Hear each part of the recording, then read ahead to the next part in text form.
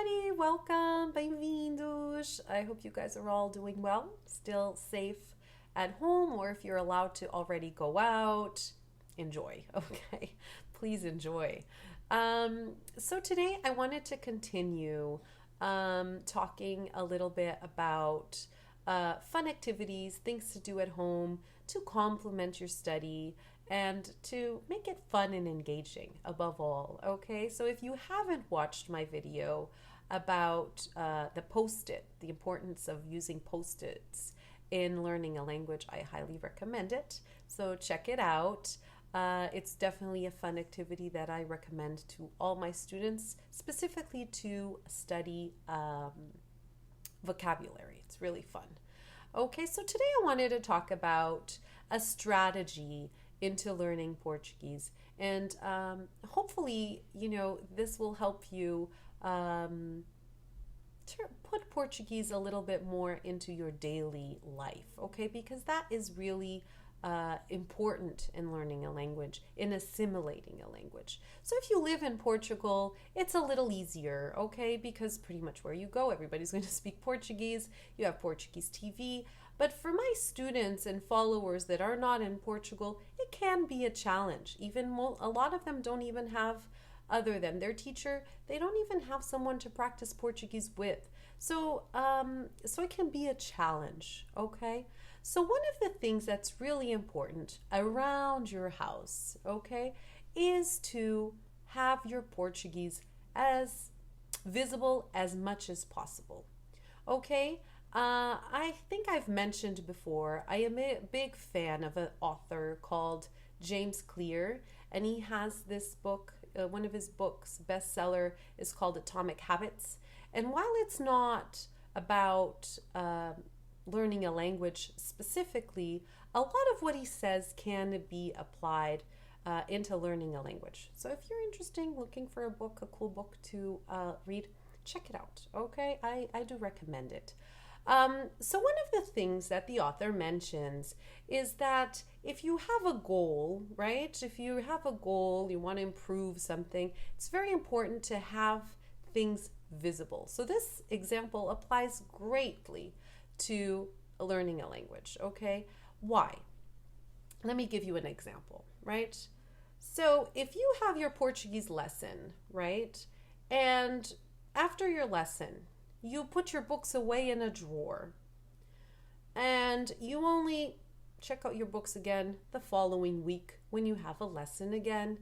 You're putting your Portuguese in a drawer and you'll highly forget about it, right? It's not visible. I mean, only if you have certain, habits or things, you'll probably go back to your Portuguese. But if you're hiding your book, there's a high chance you won't do anything, right? When I say you should have things visible is, for example, if you have a Portuguese book on your nightstand, there's a higher chance you'll read a page every night than if it's in a drawer. If you have a Portuguese cookbook in your kitchen, there's a higher chance you'll cook a Portuguese recipe and read it out, right? If you have your computer set up to have a Portuguese newspaper or TV station as your home page, there's a higher chance you'll read Portuguese.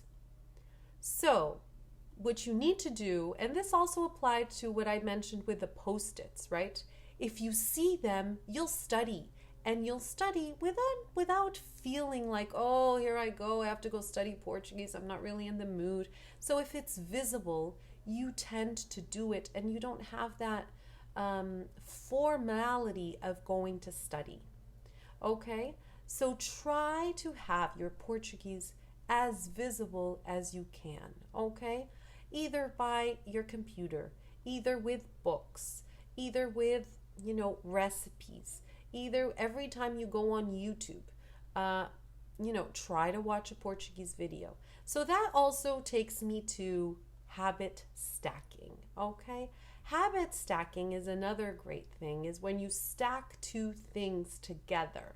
So the Portuguese can either be the benefit of almost like the dessert if you want to see it, or it can go the other way. Okay, so you can say, every time I study Portuguese, as a compensation, I get to drink my favorite coffee.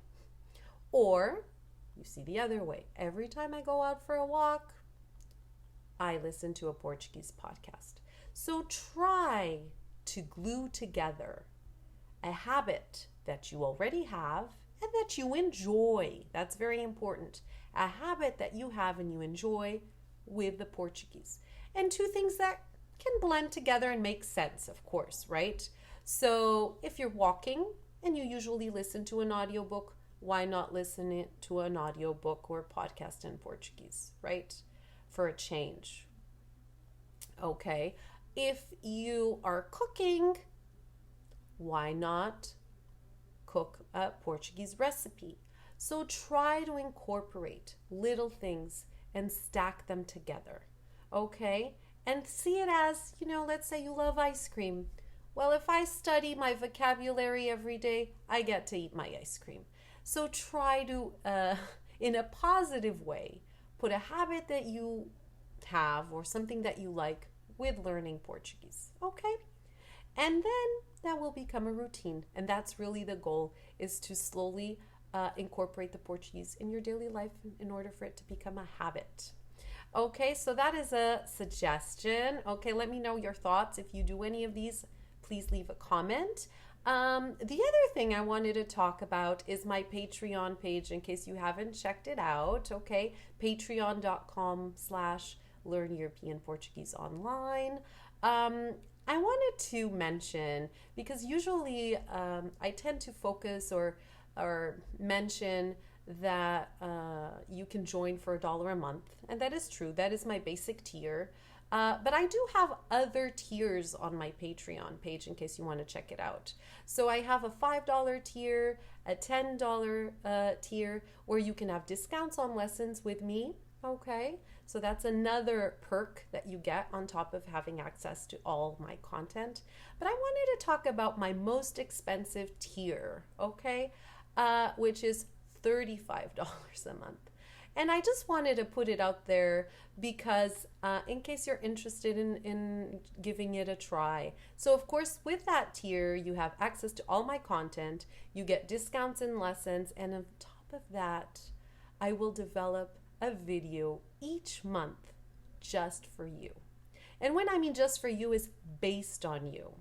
I just made that for my first top patron, so I'm very excited.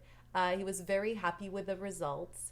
So basically, my patron will give me some information about himself, herself, right?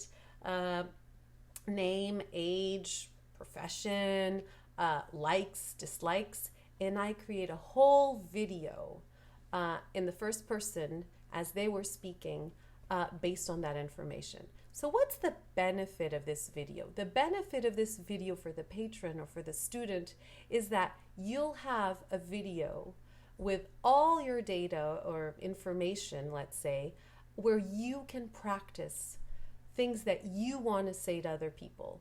So if you're in a situation, in a conversation, and you're a beginner, and people say, "So, Sandra, what do you like?"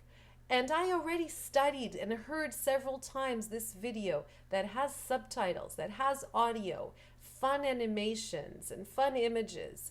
And I already know, eu gosto de ler, eu gosto de ir à praia, eu adoro ir às compras. And then it just flows naturally because you've been studying with a video that was specifically created with content for you.